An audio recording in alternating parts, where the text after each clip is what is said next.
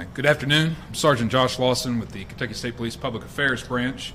I'm joined by Commissioner Rick Sanders, Kentucky State Police Post 5, Captain David Trimble, and our Public Affairs Officer Stephen Dykes, also at Post 5 in Campbellsburg. We're here to provide an update on the officer-involved shooting that occurred on February 11th, 2019 in Oldham County on Interstate 71. This investigation covers two states, and we worked with Ohio State Highway Patrol to provide you the most accurate, current information we can release about this investigation. The suspect in this case is Mr. Tyrell Pounds of Mansfield, Ohio, and the victim has been identified as Miss Skylar Williams, also of Mansfield, Ohio. At approximately 3:24 p.m. on the 11th of this month, Kentucky State Police Post 5 dispatch was contacted by Gallatin County Dispatch, reference to a 911 call from a witness stating they had observed a distressed female at the Valero gas station, a 62-mile marker in Gallatin County, stating that she had possibly been forced into a vehicle. The caller stated it appeared the female was asking for help, and the vehicle then sped away, traveling toward Interstate 71 southbound. Troopers from Post 5 were dispatched to attempt to locate the vehicle. Troopers observed the vehicle traveling southbound in Henry County that closely matched the description provided to the dispatch. Traffic stop was initiated near the 34-mile marker southbound on I-71 by a responding trooper when the vehicle failed to yield, continuing southbound without stopping. Pursuit continued into neighboring Oldham County, with the operator of the vehicle continuing to evade and failing to stop. Responding troopers attempted to use stop sticks or spike strips at approximately the 22-mile marker southbound, and stop sticks were unsuccessful due to the suspect evading their deployment. Pursuit continued southbound on I-71, with the suspect continuing to evade responding units. And once the pursuit entered Oldham County, KSP troopers were joined by the Oldham County Police Department and the Oldham County Sheriff's Office. Units from these agencies, as well as other responding troopers, positioned themselves at exit 14, which is the Pee Wee Valley Crestwood exit. The suspect exited the interstate at Pee Wee Valley ramp, where he then crossed Highway 329 and attempted to re-enter the interstate. Due to public safety concerns, the primary KSP unit performed a legal intervention stop to prevent the suspect from re-entering the highway. After the vehicle came to rest on the ramp, the trooper attempted to apprehend the suspect, and while attempting to apprehend the suspect, the trooper perceived an immediate deadly threat to himself as well as Miss Williams, the passenger in the vehicle. The trooper drew a service weapon and fired, at which time Mr. Pounds was struck by rounds, resulting in his death at the scene. Upon further examination, Miss Williams was found to have received a single gunshot wound and was transported to the University of Louisville Hospital, where she was pronounced deceased by the Jefferson County coroner. The investigation is being led by Kentucky State Police Critical Incident Response Team, or CIRT, and we are assisted on the scene by Oldham County Police Department, Oldham County Sheriff's Office, Oldham County EMS, and the Gallatin County Sheriff's Office. In an effort to provide a more complete story leading up to the Oldham County incident, in which I just described, we'll provide these details from my counterpart, Lieutenant Robert Sellers with the Ohio State Highway Patrol. On February 11th, 2019, the Ohio State Highway Patrol was notified of an abduction at gunpoint of an Ohio State University student at the Mansfield campus.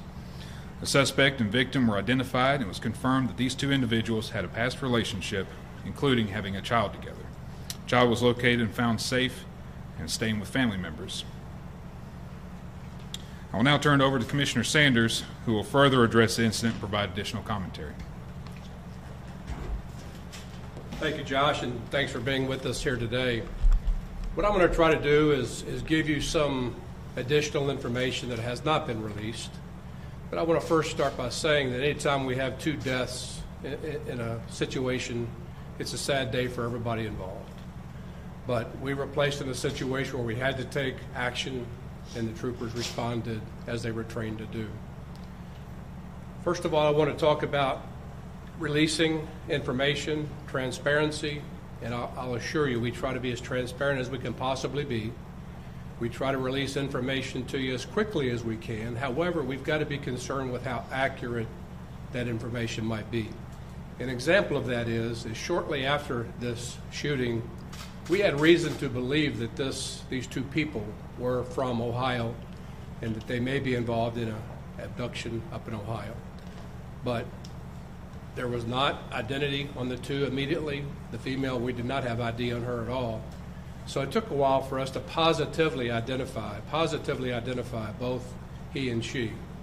When we did that yesterday, we immediately sent out a press release confirming that the two deceased were in fact those from the attempt to locate in Ohio.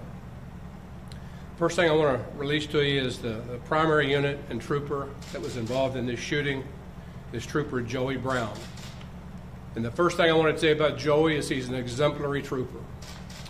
Actually, Steve Dykes, to my right, when we were talking about Joey earlier today, he said, you know, Commissioner, Joey's the kind of guy that's a model for other law enforcement personnel. He has no disciplinary action in his file.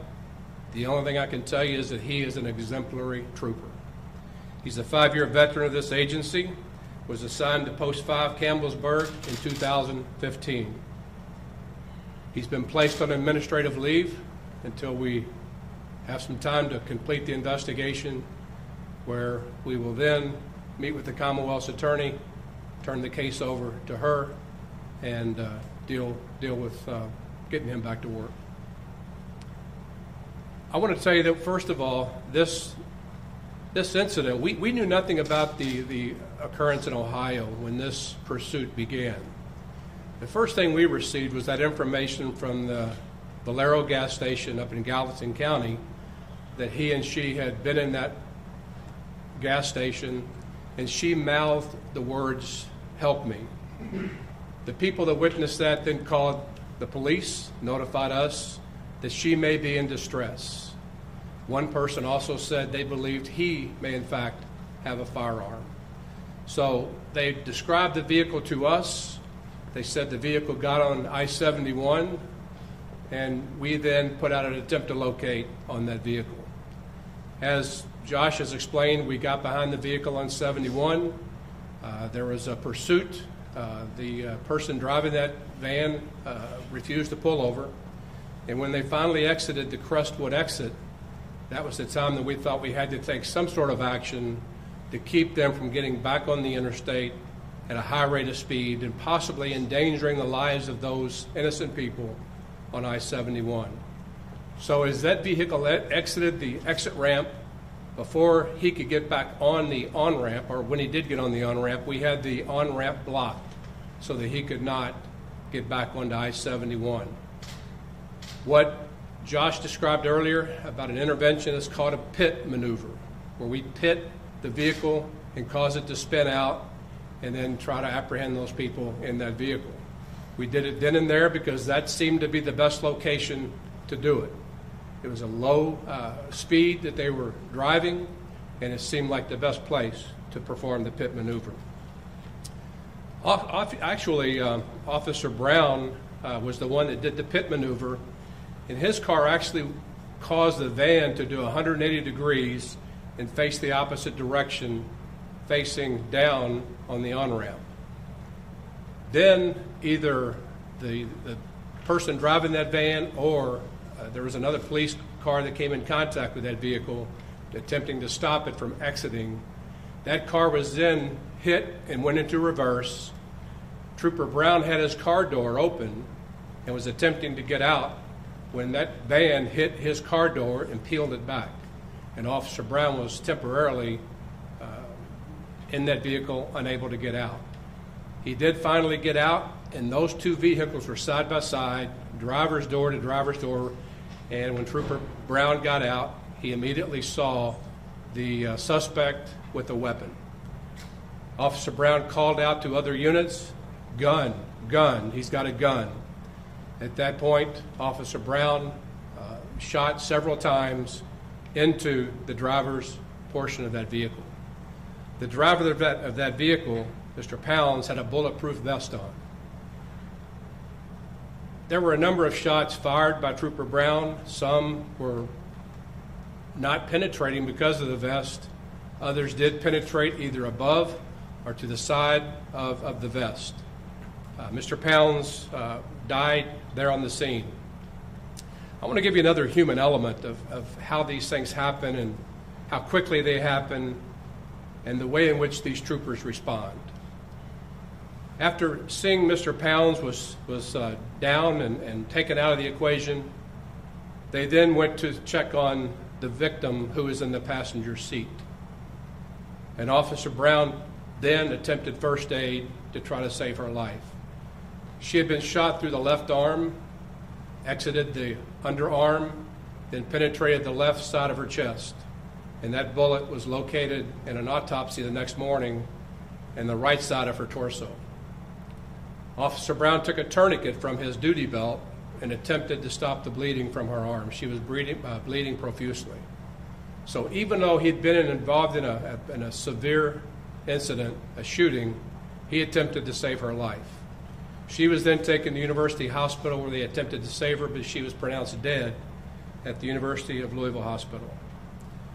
The suspect, Mr. Pounds, did in fact have a weapon on him, and that weapon has been recovered.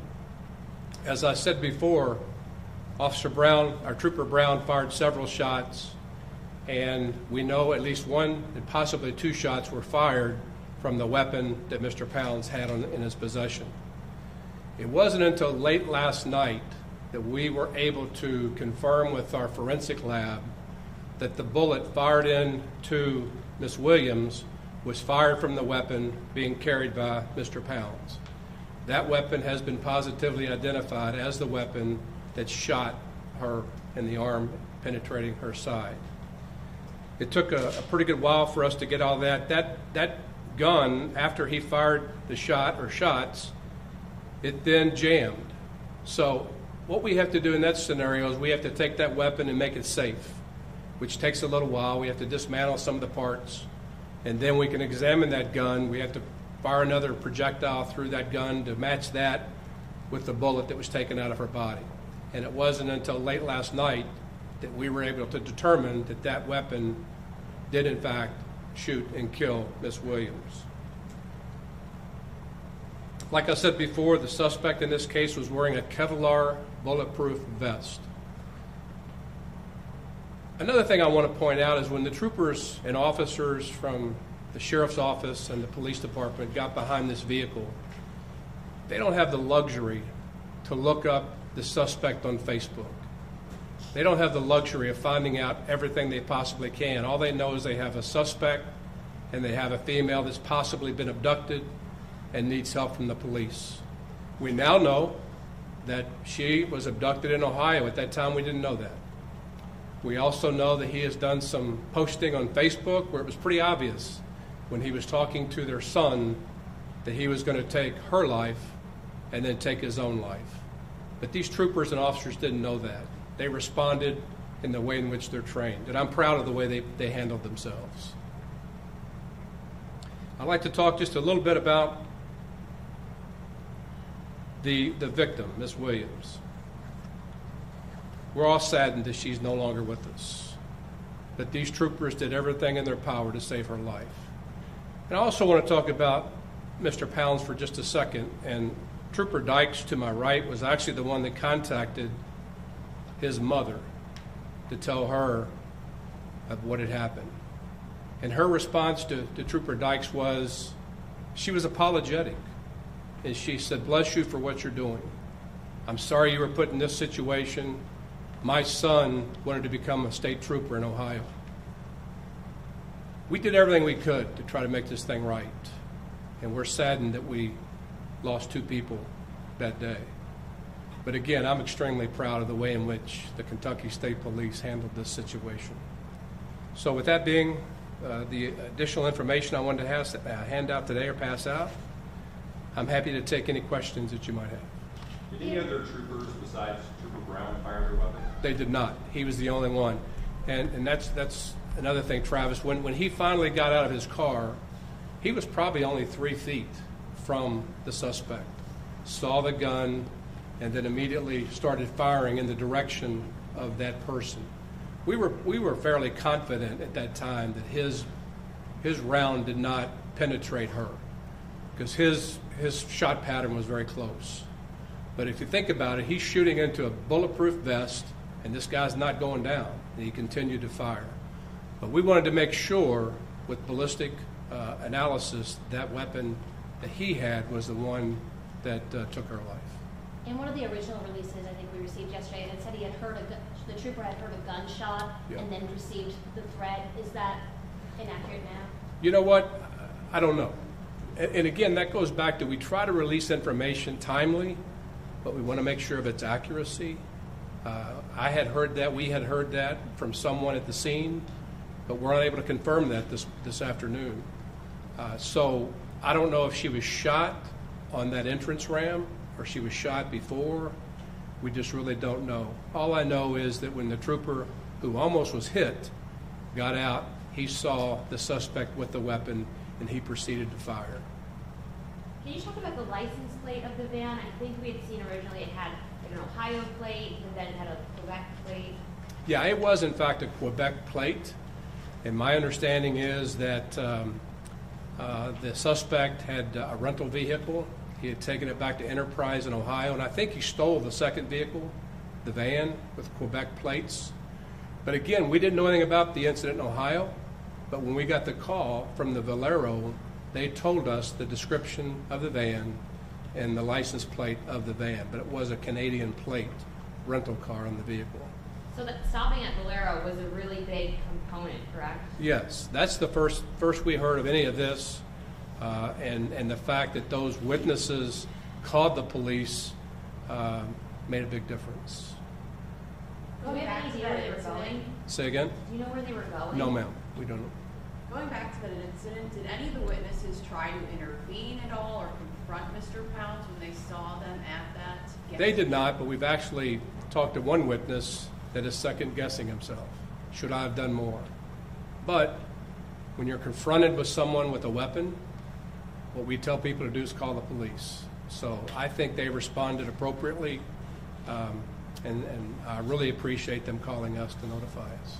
Was Trooper Brown physically injured, and how is he doing after something like this? You know, he was not physically injured, but as you can imagine, this takes an emotional toll when you're involved in something like this.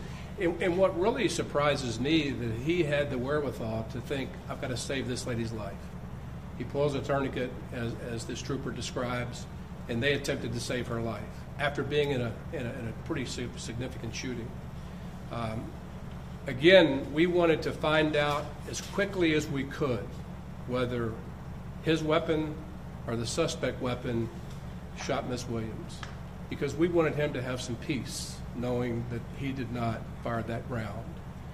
And I'm sure that he's relieved knowing that, but he's still been involved in a terrible scenario, and it's an emotional strain. It'll take a while for him to get over that. But again, I want to emphasize everything I've heard about Trooper Brown is that he's just a model trooper and is an aggressive trooper, but one that does everything by the book, does it professionally, and he was aggressively trying to solve that crime. The fact that Tyrell Pounds had on a bulletproof vest, I mean, most people don't just walk around in a bulletproof vest. So does that say to you he thought something was going to happen? I mean, he thought he was going to be in a situation where he needed a bulletproof vest? I would only assume that he did. He knew when he left that he was going to kill her, and I think then kill himself or be killed by the police. And that's why the Facebook post to his son talked about, I'm not going to be around, she's not going to be around. It's kind of ironic that he wanted to be a trooper. What caused him to snap, we'll probably never know, but it's unfortunate for everybody involved. But he was actually taking classes in Ohio to become a law enforcement officer. From the autopsy, were you able to see, is Skylar Williams, was she pregnant at all? I don't know that answer. It's one I didn't ask, but yeah. Well, again, thank you for being here with us, and we're trying to get the information out to you as quickly as we can, but as accurately as possible. Thank you.